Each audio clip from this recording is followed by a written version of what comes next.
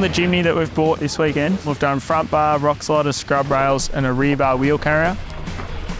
So when we do something like this, we'll strip it down, 3D scan it, work out how we're going to do mounting points to the chassis and start with the centre cradle, obviously focusing on being able to fit a winch.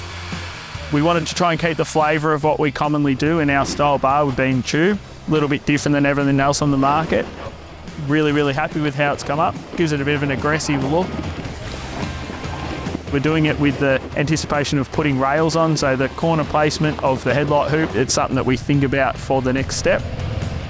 Next on our list was the rock sliders. These were actually quite challenging. They took quite a lot of time just to work out how we were going to mount them, and we wanted them to be strong.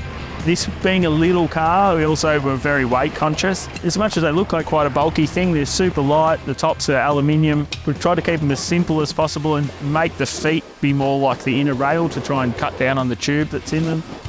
Really nice now we can sell them with confidence because they're super strong. I've had the car many times this weekend perched on both.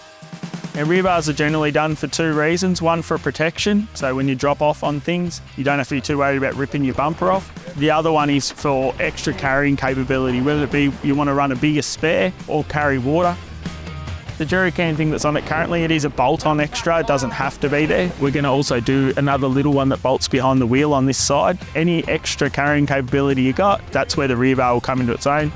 Last but not least, it's got the tow bar built into it. Like all our bars now, it's got our spring billet handle made in-house, super proud of it. And like all our carriers, it's on a gas strut. Super easy over centre. As you can see, we're parked on a hill. It'll hold it up out the way. Good access to everything.